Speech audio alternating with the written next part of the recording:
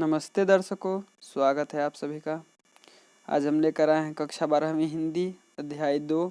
यह पदखंड से है पद और इसके लेखक है सूरदास।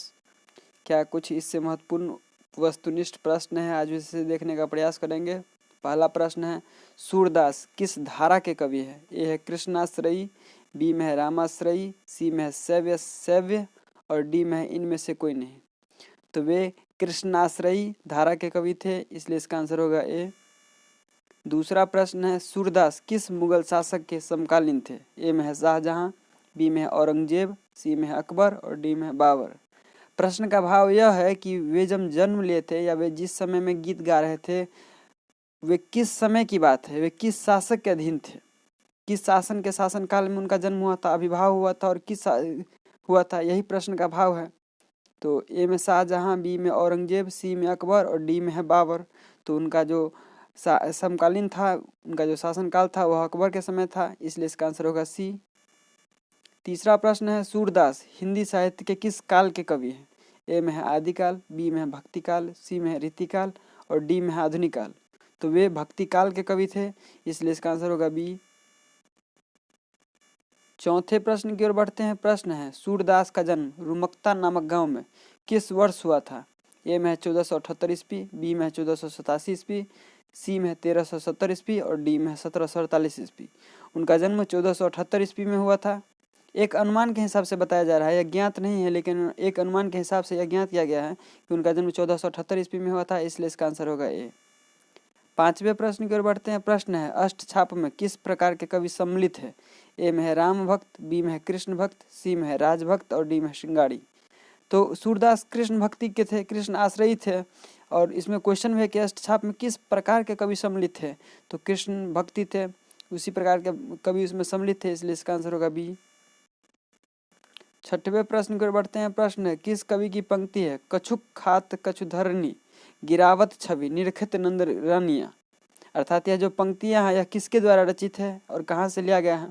ए में है करबक, बी में है पद तुलसीदास के द्वारा जो रचित है, सी में है पद जो सूरदास के द्वारा रचित है और डी में है कवित जो भूषण के द्वारा रचित है। तो यह पद जिस अध्याय को हम पढ़ रहे हैं, जिस अध्याय का ऑब्जेक्टिव पढ़ रहे हैं, उसी से लिया गया है और उसके लेखक सूरदास है, इसलिए इसका आंसर होगा सी। सातवें प्रश्न की ओर बढ़ते हैं। प्रश्न है, भगवान श्री कृष्ण किस कवि के पूज्य थे? ए में है तुलसीदास, बी में है जायसी, सी में है कबीरदास और डी में है सूरदास। आपकी जानकारी के लिए बता दें कि तुलसीदास राम को मानते थे, वे रामधारा के कवि थे, इसलिए उन्होंने रामचरितमानस की रचना की है और बहुत ही महत्वपूर्ण बरवे रामायण और बहुत ही महत्वपूर्ण रामायणों की या पुस्तकों की रचनाएं की है। बी में है जायसी, वे प्रेम मार्गी थे, उन्होंने बहुत सारे अपने मतलब इस ईश्वर की रचना की है। सी में है कबीरदास, वे ईश्वर में विश्वास ही नहीं रखते थे, वे कहते थे कि ईश्वर मनुष्य के अंदर है, देवालय में, मस्जिद में या मंदिर में नहीं पाए जाते हैं, वे मनुष्य के अंदर है। जबकि डी में सूरदास है, तो सूरदास भगवान कृष्ण को मानते थे, पूजते थे, इसलिए इसका आंसर होगा डी। आठवें प्रश्न की ओर बढ़ते हैं। प्रश्न है, जागिए ब्रजराज कुंवर, यहाँ ब्रजराज कुंवर संबोधन किसके लिए आया है? यानी कि ये उनका उपमा देते हैं। उपमा इस प्रकार से देते हैं कि कृष्ण को जगाने के क्रम में उन्हें कहते हैं, ब्रजराज कुंवर उठिए, सवेरा हो गया है, भोर हो गया है, पंछी चहचहा रहे हैं, कलियों के भौड़े उड़ गए हैं, पुष्प जगित हो चुके हैं, इसलिए उठिए। यह कृष्ण के लिए आया है। तो ए में है बलराम, बी में है कृष्ण, सी में है नंद और डी है इनमें से कोई नहीं। तो यह जो पंक्तियां आई है ब्रजराज कुंवर, यह कृष्ण के लिए आई है, इसलिए इसका आंसर होगा बी। नौवें प्रश्न की ओर बढ़ते हैं। प्रश्न है, निम्नांकित में किसे हिंदी साहित्य का सूर्य कहा जाता है? ए में है सूरदास, बी में है विद्यापति, सी में है तुलसीदास, डी में है कबीरदास। तो इसका आंसर होगा ए सूरदास। किसी भी क्वेश्चन का जो हम विस्तार करते हैं, विस्तार इसलिए करते हैं क्योंकि सीधे क्वेश्चन पढ़ना और उसका आंसर बता देना तो सरल बात है, यह तो पुस्तक में भी दिया गया है, आप आसानी से पढ़ सकते हैं। लेकिन थोड़ा उसके विषय में जान लेने से यह लाभ हो जाता है कि आप जब 2 अंक के क्वेश्चन बनाइएगा ना, तो उसमें आप सहायता ले सकते हैं कि हमने पढ़ा था और किसी के द्वारा सुना हुआ तथ्य अवश्य याद रहता है, न पूरा तो थोड़ा बहुत याद रहता है, इसलिए हम चाहते हैं कि थोड़ा थोड़ा प्रश्न पर विश्लेषण जरूर हो। आइए 10वें प्रश्न की ओर बढ़ते हैं। प्रश्न है, सूरदास के दीक्षा गुरु कौन थे? ए में है वल्लभाचार्य, बी में है विठलनाथ, सी में है उपरोक्त दोनों और डी है इनमें से कोई नहीं। तो वल्लभाचार्य जो है वे उनके दीक्षा गुरु थे सूरदास के, इसलिए इसका आंसर होगा ए।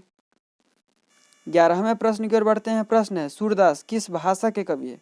ए में है संस्कृत, बी में है ब्रज भाषा, सी में है अवधी और डी में है मैथिली। तो वे ब्रज भाषा के कवि थे। 12वें प्रश्न की ओर बढ़ते हैं। प्रश्न है सूरदास के संकलित पदों में कौन सा रस है? ए में है श्रृंगार रस, बी में है वात्सल्य रस, सी में है हास्य रस और डी में है रौद्र रस। श्रृंगार रस मूलतः करबा के जो रचयिता हैं मलिक मोहम्मद जैसी उनकी रचनाओं में दिखाया जाता था, लेकिन यहाँ पर है कि सूरदास के संकलित पदों में कौन सा रस था, तो उनके संकलित पदों में वात्सल्य रस है, इसलिए इसका आंसर होगा बी। 13वें प्रश्न की ओर बढ़ते हैं। प्रश्न है सूरदास की कृति है, ए में है प्रणभंग, बी में है जयद्रथ, सी में है साहित्य लहरी और डी में है बड़वे रामायण। इसका आंसर होगा सी, साहित्य लहरी सूरदास के द्वारा रचित है। 14वें प्रश्न की ओर बढ़ते हैं। प्रश्न है सूरसागर किस भाषा में रची है? ए में है भोजपुरी, बी में है संस्कृत, सी में ब्रज भाषा और डी में है अवधी। तो जैसा कि अभी आपने देखा था कि उन्होंने ब्रज भाषा में ही सारी रचनाओं को लिखा है। मूल रूप से बहुत सारे ग्रंथ कृतियाँ रचनाएं जो है उन्होंने ब्रज भाषा में ही खूब लिखी है, इसलिए इसका आंसर होगा सी, ब्रज भाषा। 15वें प्रश्न की ओर बढ़ते हैं। उससे पहले आपको बता दें कि अगर अभी तक आपने हमारे चैनल को सब्सक्राइब नहीं किया तो कीजिए और लाइक भी कीजिए, क्योंकि आप लोग भूल जाते हैं। यह प्रश्न जो क्वेश्चन है कि निम्न में कौन सी रचना सूरदास की नहीं है, इसका क्या आंसर होगा आप हमें कमेंट करके बताइए। ये आपके लिए हम छोड़ रहे हैं, आप हमें बताइए इसका क्या सही आंसर होगा, हम आपको फीडबैक के द्वारा बताएंगे। तो आज के लिए इतना ही, मिलते हैं कल, तब तक के लिए धन्यवाद।